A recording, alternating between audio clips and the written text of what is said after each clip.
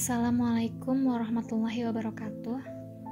Alhamdulillah, tidak henti-hentinya kita memuji Tuhan kita, Allah, sebagaimana layak Ia dipuji sebagai pencipta.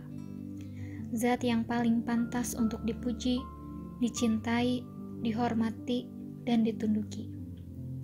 Tidak ada Tuhan yang menciptakan, yang memiliki, yang menguasai, yang menyiapkan segala kebutuhan di langit dan di bumi, kecuali Allah. Dan kita panjatkan salam hormat kita selanjutnya kepada manusia terbaik, manusia yang paling pantas untuk dijadikan sebagai suri tauladan, telah disempurnakan jalur nasabnya, fisiknya dan akhlaknya oleh Sang Pencipta, dan dipilih secara langsung menutup risalah kenabian dan kerasulan.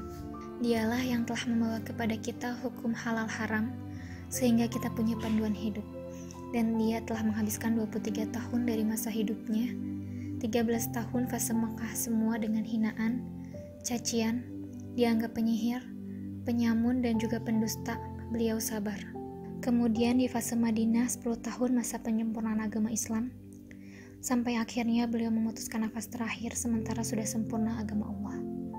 Sehingga kita mengetahui bagaimana jejak perjuangan yang luar biasa ini. Dan wajar sekali kalau kita menghormati manusia terbaik ini. Terlebih lagi Sang Pencipta Allah telah mengucapkan salam hormat kepada manusia terbaik ini sebagai ibadah. Dan siapapun yang mengucapkannya akan dibalas 10 kali oleh Sang Pencipta Allah di saat itu juga. Artinya tambahan rahmat dan karunia. Maka sangat wajar kalau kita selalu membacakan sholawat dan taslim kepada Nabi besar Muhammad SAW. Nabi adalah orang yang paling berjasa dalam kehidupan kita. Lebih daripada jasa seorang ibu kepada anaknya. Lebih dari jasa seorang ayah kepada putra-putrinya. Lebih dari jasa suami yang mencari nafkah siang dan malam untuk istrinya. Lebih dari jasa seorang istri yang setia memenuhi kebutuhan suaminya. Lebih dari jasa guru kepada muridnya, walaupun guru itu tidak menuntut balasan apa-apa. Lebih dari siapapun dalam kehidupan kita. Orang yang paling berjasa bagi seorang muslim, bagi seorang mukmin adalah Rasulullah Shallallahu Alaihi Wasallam. Seandainya seorang ibu pernah melahirkan kita dengan segala macam pengorbanan beliau, Nabi pernah berkorban untuk kita sehingga kita menjadi seorang muslim, sehingga kita mengenal akidah, mengenal kebenaran, mengenal jalan Allah Subhanahu wa Ta'ala. Nabi yang memperkenalkan kita kepada Allah. Kalau bukan Nabi SAW, mungkin sekarang kita termasuk orang yang merugi karena kesesatan kita. Kalau ayah kita pernah menafkahi kita siang dan malam untuk mencukupi kebutuhan kita, Nabi SAW yang memudahkan urusan kita di dunia dan di akhirat. Orang tua kita di akhirat tidak bisa menolong kita. Mereka akan sibuk pada urusannya masing-masing. Sebagaimana firman Allah, hari ketika seseorang lari dari saudaranya, lari dari ibunya, ayahnya, pasangannya, dan anak-anaknya. Semua sibuk dengan urusan mereka masing-masing. Ayah kita di padang mahsyar akan meninggalkan kita, ibu kita akan meninggalkan kita, dan keluarga besar kita pun akan meninggalkan kita. Sebagaimana kita meninggalkan keluarga kita. Dan itu bukanlah sesuatu yang tercela. Karena memang semua akan sibuk dengan urusannya masing-masing.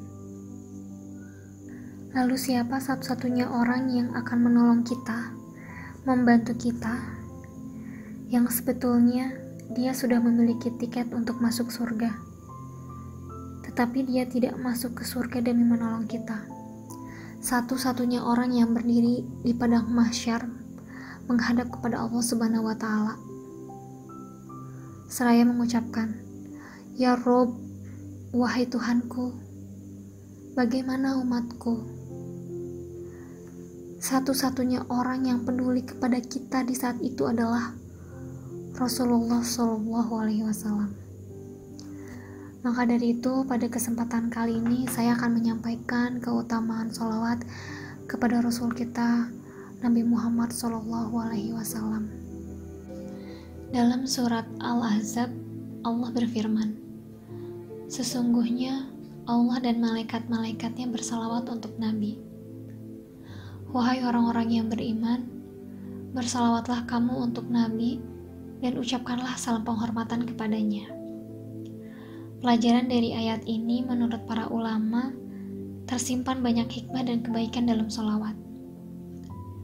Di antaranya, yang pertama, sholawat kepada Nabi adalah perintah Allah Subhanahu wa Ta'ala, yang hukumnya adalah wajib.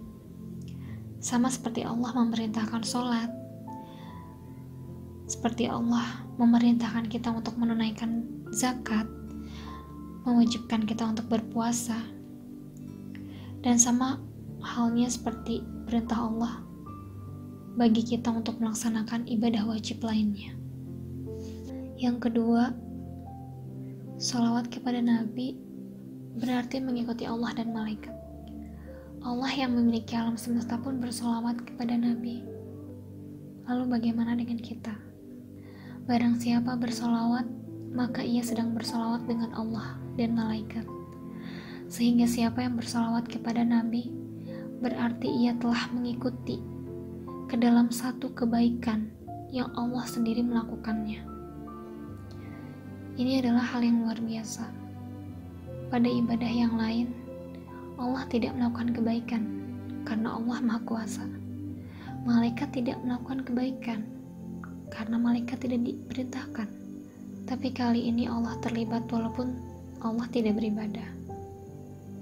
Walaupun sholawat yang kita sampaikan kepada Nabi itu berbeda dengan sholawat yang disampaikan oleh Allah kepada Nabi. Sholawat yang kita sampaikan kepada Nabi adalah untuk mendoakan, sedangkan sholawat yang Allah sampaikan adalah untuk memuji Nabi. Yang ketiga, barang siapa yang bersalawat kepadaku sekali, maka Allah akan bersalawat kepadanya 10 kali. Bukankah kita cemburu kepada Allah yang bersalawat kepada Nabi? Ternyata kita bisa mendapatkan salawat dari Allah SWT, yaitu dengan salawat kita kepada Nabi. Yang keempat, Nabi bersabda, "Barang siapa yang bersalawat kepadaku 1 kali, maka Allah akan bersalawat kepadanya 10 kali. Lalu akan dihapuskan 10 kesalahan dan akan ditinggikan 10 tingkatan." Kemudian yang kelima, semua doa yang dipintakan kepada Allah akan terhalang atau terhijab dari Allah SWT sampai dia bersalawat. Sehingga agar doa kita tidak terhalang, maka bersalawatlah. Kemudian yang keenam, ketika kita salawat, Allah akan menyampaikan salam kita kepada Nabi. Kemudian Nabi akan membalas salam kita. Sekian hal yang dapat saya sampaikan kali ini. Semoga hal ini bermanfaat. Mohon maaf apabila ada kesalahan dan kekurangan. Wassalamualaikum warahmatullahi wabarakatuh.